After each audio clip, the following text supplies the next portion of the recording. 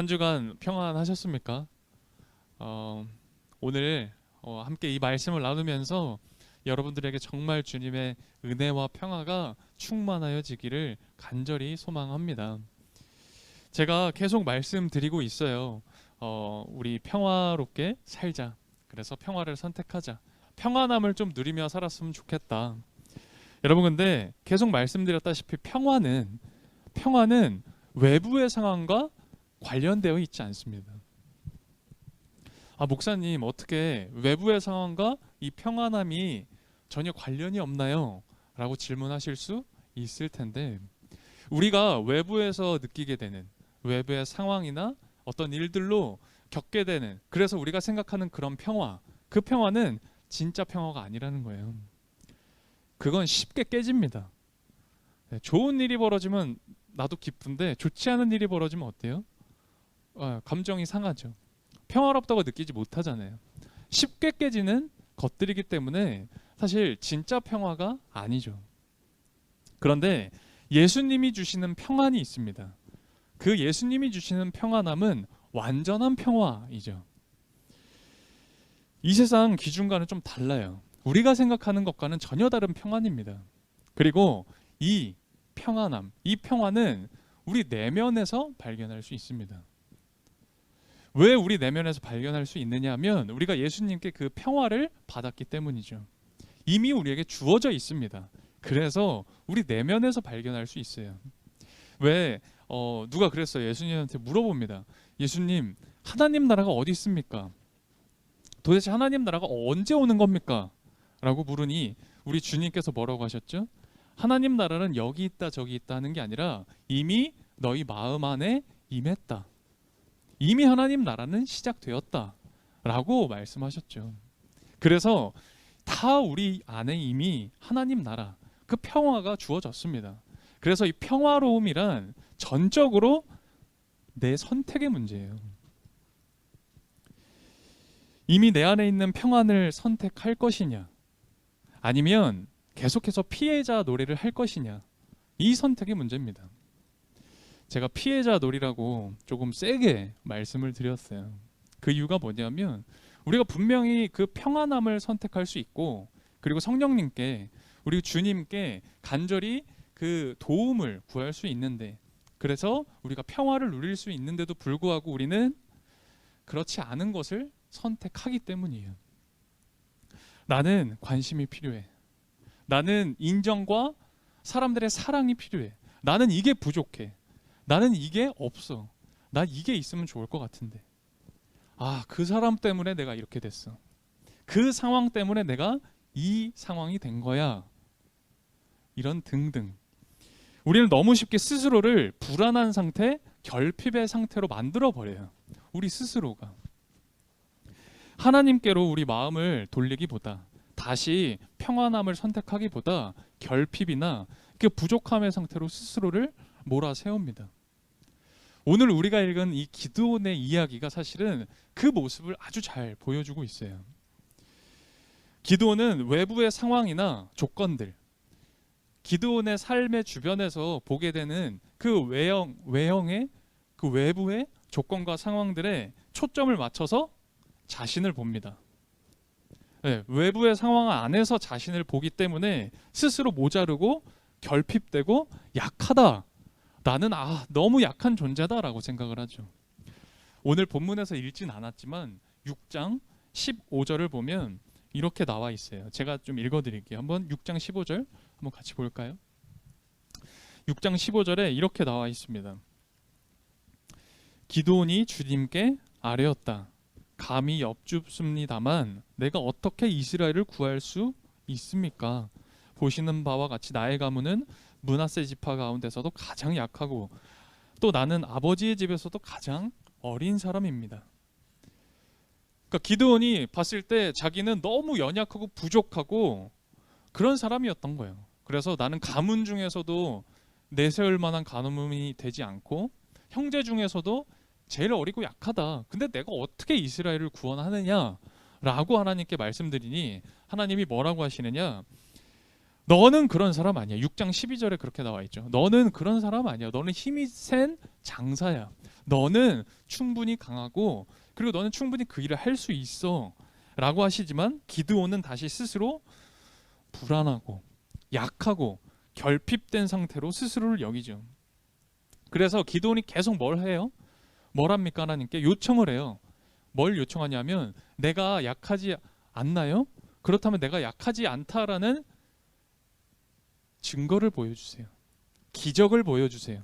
표징을 보여주시면 제가 한번 생각해 볼게요 라고 합니다. 외부의 조건과 상황들에 시선이 계속 가 있다 보니 어떻게 돼요? 나한테 지금 없는 거, 내가 생각할 때 나한테 부족하다라고 여기는 걸 채우고 싶어 하죠. 그래서 그걸 채우며 계속 살아가다가 어떻게 됩니까? 기드온이 결국 실수를 해요. 이스라엘 백성들이 기드온을 찾아왔습니다. 기드온을 찾아와서 이렇게 얘기를 해요. 당신이 우리를 다스려라. 오늘 본문에서 읽었던 것처럼 이스라엘 백성들이 이제 우리의 이 승리를 이끈 장군이니 우리를 이제 다스려 주십시오 라고 이야기를 하니까 오늘 본문에서 기드온이 이런 얘기를 하죠. 오늘 본문 8장 23절에서 이렇게 얘기를 했어요. 제가 읽어드릴게요. 끝부분이에요. 23절 끝에 이렇게 얘기를 해요. 오직 주님께서 여러분을 다스리실 것입니다. 네, 멋진 대답했죠. 나는 아니야. 나는 그런 사람 아니고 주님이 여러분 다스려 주실 것입니다. 그런데 여기에 한 가지 조건이 붙어요. 바로 이어서 24절에 이런 얘기를 해요. 그런데 여러분에게 한 가지 청이 있습니다. 그게 뭐냐? 전리품 가운데서 귀고리 하나씩을 좀 걷어서 주십시오. 그리고 이 전리품으로 뭔가를 만듭니다. 뭘 만들었어요? 에봇을 만듭니다. 에봇. 에봇이 뭐냐면 이 당시 제사장이 입었던 예복이에요. 그러니까 제사를 드릴 때만 입을 수 있는 제사장만 입는 옷이 에봇이었습니다. 그런데 사람들한테 이렇게 전리품, 그러니까 쉽게 말하면 돈을 걷은 거예요. 돈을 걷어서 에봇을 하나 만듭니다. 그리고 그것을 어떻게 하냐면 그 성문에 걸어놓습니다. 그래서 오늘 본문에 보면은 사람들이 그것을 에봇을 보면서 어떻게 했다고요? 음란하게 섬겼다라는 이야기를 해요. 이 말씀이 의미하는 바가 뭐냐? 사람들이 우리를 이제 다스려 달라, 지도자가 되어 달라라는 그 말의 기드온은 나는 여러분을 다스릴 수 없습니다. 주님이 여러분을 다스려 주실 겁니다. 라고는 했지만 사실 그 진심은 뭐냐?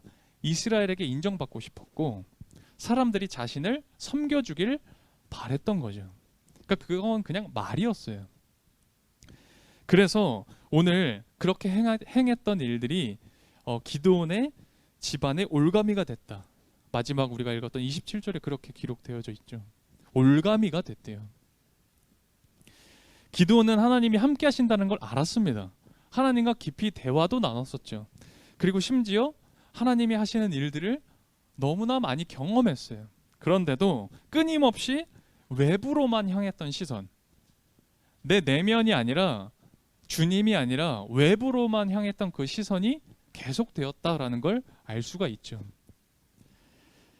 나는 연약하다라고 생각했던 거예요. 나는 부족하다. 근데 이게 겸손의 의미가 아닙니다. 내가 채워야 할 것들이 너무 많다.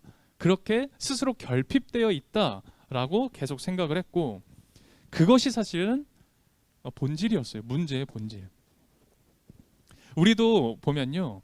이 결핍에 대한 것들이 문제가 될 때가 있습니다. 이게 굉장히 큰 문제인데요. 기드온도 그랬고 저와 여러분도 그렇고 이게 사실 큰 문제인지 이렇게 쉽게 인지하기가 어려워요. 여러분과 저는 나의 무엇이 이렇게 작은 틈을 만들어가고 있나 한번 살펴볼 필요가 있습니다. 이 기드온은 자신이 연약하다고 여겼잖아요. 그리고 어떻게 해요? 하나님께 범죄하고 사람들을 범죄하도록 이끌어요. 에봇을 만들어서. 이게 작은 틈입니다. 작은 틈이 되었어요.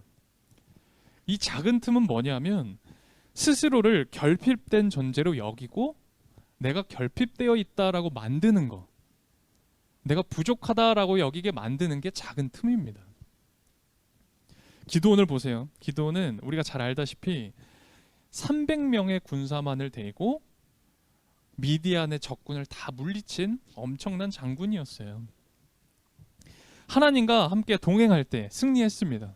그런데 하나님과 그렇게 동행할 때 가문의 차이가 승리와 관련이 있었습니까? 그렇지 않잖아요.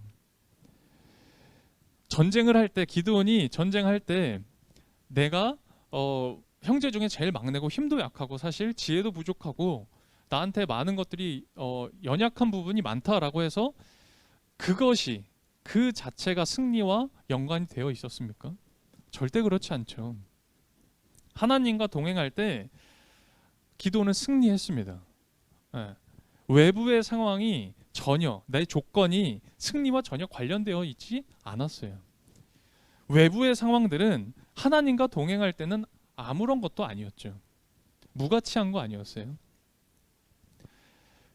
우리의 삶도 마찬가지예요. 우리도 하나님과 동행할 때, 우리가 예수님과 연합할 때, 내가 예수님과 하나 되고 싶고 성령님이 나와 함께 하심을 바라고 그렇게 하나 될 때 우리를 둘러싸고 있는 환경들이 있어요. 여러분의 조건들, 문제들이 있잖아요. 고민들이 있죠. 상처와 내 과거들이 있죠. 그런데 그것들은 예수님과 동행할 때 전혀 여러분을 붙잡는 족쇄가 되지 못한다라는 겁니다. 왜요? 왜? 그 크신 하나님의 사랑이 우리의 모든 것들을 다 덮어버리기 때문에 아무 문제가 되지 않는다라는 거예요. 기드온이 300명 가지고 10만 명이 넘는 적군과 싸워 이겼듯이 우리의 삶의 모습이 그러하다라는 거예요. 우리가 동행할 때, 하나님과 하나 될 때. 사람들이 기드온을 계속 부추겨요. 오늘 22절에서 그렇게 나와 있어요. 제가 다시 한번 읽어드릴게요. 22절에 장군께서 우리를 미디안 손에서 구하여 주셨으니 장군께서 우리를 다스리시고 대를 이어서 아들과 손자가 우리를 다스리게 하여 주십시오. 그러니까 우리를 다스려 달라라고 이야기하면서 기드온이 가지고 있던 작은 틈을 그 작은 틈을 파고듭니다. 기드온이 아닌 척했잖아요. 내가 어떻게 합니까? 주님께서 다스려 주실 겁니다라고 했는데 기드온의 이 작은 틈으로 결핍을 채우고자 하는 욕망이 계속 흘러 들어갑니다. 뭐예요? 사람들한테 인정받고 싶은 거, 내가 좀 괜찮은 사람이라고 보여지고 싶은 거, 그게 계속 그 작은 틈으로 흘러 들어온 거죠. 기드온이 전쟁에서 승리한 과정을 보면 적군인 미디안은 13만 5천 명이 있었고 기드온, 이스라엘은 달랑 300명이었습니다. 그런데 300명 대 13만 명이 싸웠어요. 전쟁을 치렀는데 당연히 미디안이 이길 줄 알았죠. 그런데 어떻게 됩니까? 이스라엘이 이기잖아요. 300명으로. 이 이스라엘 군대 300명만으로도 전쟁을 치르신 이유에 대해서 이 사사기 7장에 나와 있죠. 오늘 그 평화로운 오늘 묵상, 그 유튜브 묵상 나눔에도 오늘 이야기가 있죠. 7장 2절이었어요. 7장 2절 한번 같이 읽어보면 좋을 것 같아요. 왜 하나님이 300명으로만 싸우셨나? 왜 도대체 하나님이 300명 군사로만 그 전쟁을 치르게 하셨는가? 그것이 7장 2절에 나와 있습니다. 우리 7장 2절 한 목소리로 같이 읽어보겠습니다. 시작.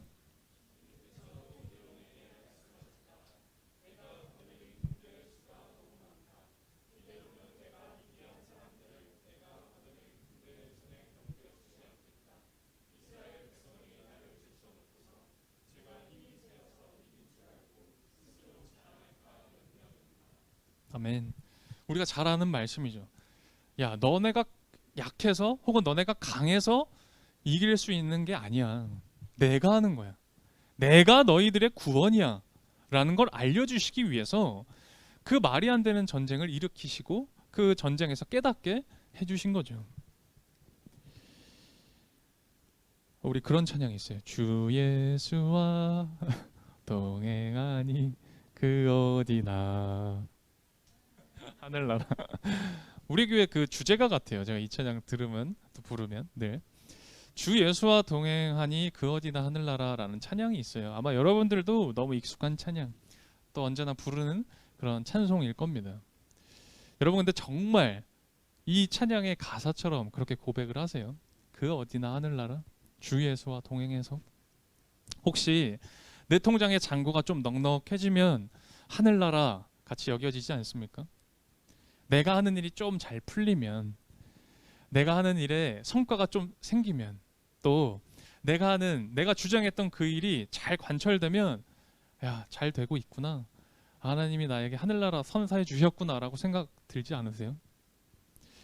내 관계가 좀 원만해지면, 사람들한테 인정받게 되면, 내가 가지고 있던 걱정, 근심이 이제 사라지게 되면, 해결되면, 야, 하늘나라 같다 라고 여기지 않으십니까?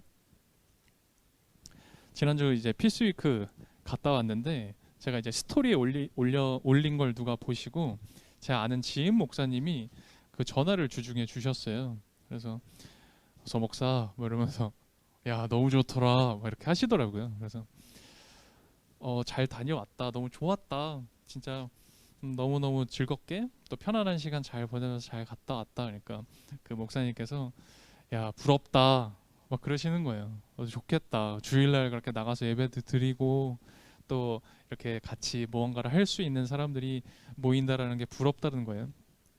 뭐 저도 내심 인간적으로 기분이 좋았습니다. 뭐 그런 말 듣는데 왜 기분이 안 좋겠어요. 그런데 그 목사님이 이제 이어서 하셨던 말씀이 뭐였냐면, 그래, 이제 이렇게 잘 하는 거 보니까 사람들도 좀 더 모이면 좋겠더라, 좀 더 높은 곳 올라가야지 그러시는 거예요. 네 하고 이제 좋게 인사하고 그러는데, 제가 높은 곳으로 올라가면 어디를 올라가겠습니까? 우리가 같이 어디로 올라갈까요? 뭐 4층? 뭐 그런 데 올라가라는 소린가요? 물론 이제 그 목사님이 하신 이야기에 여러 의미가 있겠지만 제가 드리고 싶은 말은 그거예요. 외부의 상황이 어찌 되었건, 외부의 조건이 어찌 되었건, 내 내면에 그 주님의 평화를 선택한다면, 나한테 누가 뭐래도 주 예수와 동행하면 그 어디나 하늘나라라는 겁니다. 아까 제가 작은 틈에 대해서 말씀드렸어요. 작은 틈이 있었다, 기드온에게. 여러분, 근데 그 작은 틈은 메꾸는 게 아니라 지우개로 지우는 것처럼 지워내야 합니다. 우리가 작은 틈이라고 하면, 그래, 그 틈을 메꿔야 된다고 생각하는데, 실제로는 벌어진 게 아니에요. 그 작은 틈이 벌어진 게 아닙니다. 그 작은 틈은 벌어진 것처럼 우리가 스스로 여기는 허상입니다. 작은 틈은 뭔가 벌어져 있다라고 우리가 착각하는 허상이라는 거예요. 우리가 실제로 벌어져서 그 틈을 느끼고 있는 게 아니라 마치 종이에 그려놓은 것 같은 낙서예요. 근데 우리는 그걸 틈으로 여깁니다. 자꾸 외부로 우리가 시선이 향하거든요. 저 사람은 저렇게, 또 저런 일은 저렇게 되는구나 라고 자꾸 우리 이 시선이 외부로 향하는데, 우리가 그 시선을 좀 내면으로 끌어 들어와야 됩니다. 외부로 향하면 자꾸 비교하거든요. 자꾸 비교합니다. 기드온이 그랬어요. 기드온이 자꾸 외부로 시선을 둡니다. 나는 이런 가문이야, 나는 형제 중에 가장 작아. 그러면서 뭘 그려요? 작은 틈을 계속 그립니다. 그래서 어떻게 됩니까? 이 틈을 메꿔야 되는데, 내가 이 틈을 메꿔야 살겠는데, 그래서 결국 어떻게 됩니까? 결국 실수하는 거예요. 예수가 우리와 함께 하심으로 우리는 더 이상 결핍되거나 부족하지 않습니다. 여러분, 완전하신 예수님이 나와 함께 하시는데 우리한테 도대체 부족할 게 뭐예요? 이게 확 와닿지가 않는 거야. 우리 모두가 다, 저를 포함해서. 예수님이, 완전하신 예수님이 나랑 함께 하시는데 도대체 나한테 뭐가 그렇게 부족해요? 적절한 예가 아닐 수는 있습니다. 너무 세속적인 예인데요. 여러분이 예를 들어서 1조가 있다고 생각해 봅시다. 있는 분이 계신가요? 혹시? 10조 있다고 생각해 봅시다. 10조. 그러면 여러분들 돈 없다고 걱정하시겠어요? 돈 없다는 걱정 안 하죠. 예수님이 나와 함께 하시는데 뭐가 부족할까? 주님이 내 내면에 계세요. 우리 마음에 다 찾아오셨다고요. 우리 마음에 이미 하나님 나라를 이루어 놓으셨다고요. 그러면 우리가 그 시선을 내면으로 돌리면 아, 내가 부족한 게 아니었구나. 내가 뭔가 잘못된 게 아니었구나라는 걸 깨닫습니다. 더 이상 피해자 놀이 하지 않아도 내 마음에 사랑이 가득하다. 인정받고 있다. 평화가 있구나라는 걸 분명히 느끼게 되죠. 제가 계속 몇 주간, 사실은 한 두 달? 두 달이요 됐나요? 두 달이 넘었나요? 계속 평안한 삶에 대해서 계속 이야기를 드립니다. 그리고 평화를 선택해라. 오늘도 이 내면 안에 있는 우리 평화, 주어진 평화를 선택해라. 그러면 된다. 이런 말씀을 계속 드립니다. 근데 사실 이게 와닿지 않거나 혹은 저 해봤는데 잘 안 돼요 라고 하시는 분들도 계실 겁니다. 어렵게 느껴지신다면 어쩌면 제대로 시도해보지 않아서일 수도 있어요. 정말 하나님 앞에 계속 끊임없이 나아가면서 성령님의 도우심을 구할 때 우리 모두가 반드시 하나님이 주신 그 평화의 충만함을 저는 느끼게 될 줄 믿습니다. 마지막으로 제가 아는 지인의 어떤 목사님이 겪으셨던 이야기를 좀 말씀드리고 전하고 오늘 설교를 마치려고 해요. 이제 제 아는 지인의 아는 목사님이신데 전해 들었습니다. 전해 들었는데 그 이야기가 너무 와닿아서 좀 전해 드리려고 해요. 그 목사님이 시골에서 목회를 하세요. 이런 도시에 계신 게 아니라 정말 논밭이 바로 앞에 있대요. 교회 앞에 바로 있고 그렇게 시골에서 아주 작게 목회를 하시는데 바로 교회 옆에 공사를 했나 봐요. 공사를 하고 있어서 뭐 좀 소음도 있고 좀 먼지도 날리고 그런데 뭐 시골에 그런 뭐 이렇게 서로 아는 사람들이다 보니 근데 거기서 일하시는 일꾼들이 공사 현장에 계신 분들이 자꾸 교회 그 담벼락 넘어서 쓰레기를 놓고 던지고 가는 거예요. 뭐 담배 꽁초도 던지고 쓰레기 음료수도 던지고. 그래서 이 목사님이 그냥 뭐 몇 번은 이렇게 뭐 치우셨대요. 치우고 뭐 성도들이 치우거나 자기가 치우거나. 근데 1주, 2주 계속 쓰레기가 있는 거예요. 볼 때마다 쓰레기를 던져 놓는 거랍니다. 그래서 이 목사님이 이렇게 조금 올라왔던 거죠. 네, 차 오르고 계셨던 거예요. 그러던 어느 날 그날도 이제 성도들과 평일에 모여서 낮에 뭐 수요 예배였던 것 같아요. 아무래도 이렇게 모여서 잠시 예배 드리고 사랑해야 된다. 우리 예수님 잘 믿자. 그런 얘기하고 예배 드리고 딱 나왔는데 여전히 쓰레기가 또 던져져 있는 거예요. 그래서 이 목사님이 오늘은 참을 수 없다. 이거 얘기를 해야 되겠다 해서 쓰레기를 다 주워서 봉지에 다 담아서 그래서 요거 그만 던져라 보여주면서 얘기하려고 이제 씩씩거리면서 이렇게 봉지를 들고 교회 그 앞을 나서는 순간에 거기가 시골이다 보니 근처에 외양간이 있었나 봐요. 외양간에 소 울음소리가 들렸대요. 뭐 잘하죠. 소띠예요. 뭐 이런 소리가 음모 소리가 들린 거예요. 근데 순간 목사님이 그 음모 소리를 듣고 안 가기로 결정했어요. 왜 그랬냐면 그 음모 소 소리가요. 이놈아 이런 소리로 들렸대요. 네. 주님의 음성처럼 들렸대요. 그 소 소리가. 그래서 깨닫고 안 가셨대요. 그리고 자기가 큰 실수를 할 뻔했구나 라는 걸 깨달았다라고 이야기한 걸 전해 들었어요. 이거다 싶었어요. 이런 거구나. 내가 예수님과 함께 동행하고 내가 예수님과 함께 하기를 간절히 원하고 소망하면 깨닫게 되는 거구나. 깨달을 수 있어요.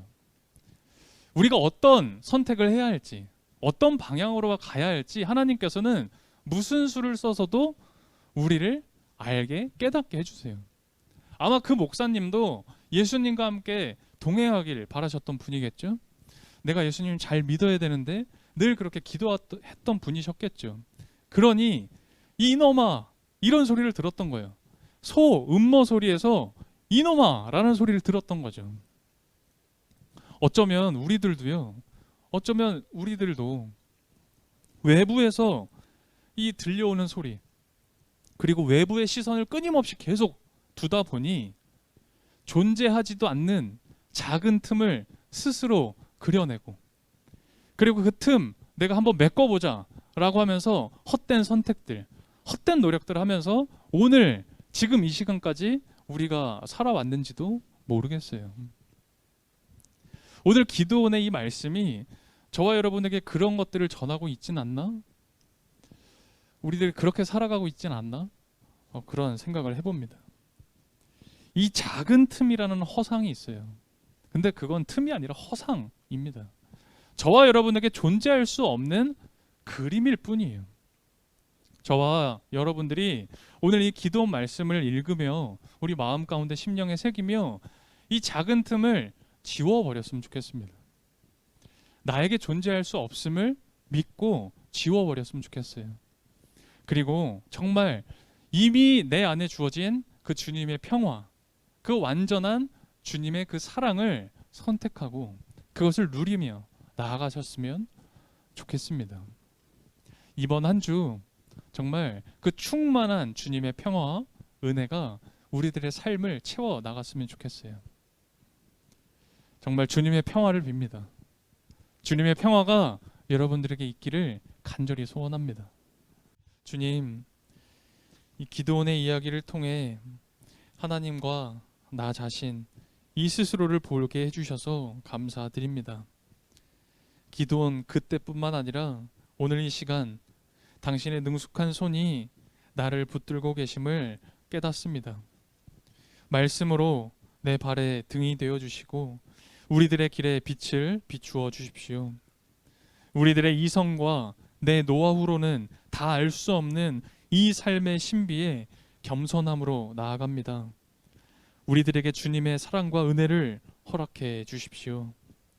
그래서 우리가 주님의 생각과 일치되게 하시고 외부의 시선을 빼앗겨 허상을 쫓지 않게 믿음 허락해 주십시오. 오직 주님만이 우리의 실상이십니다.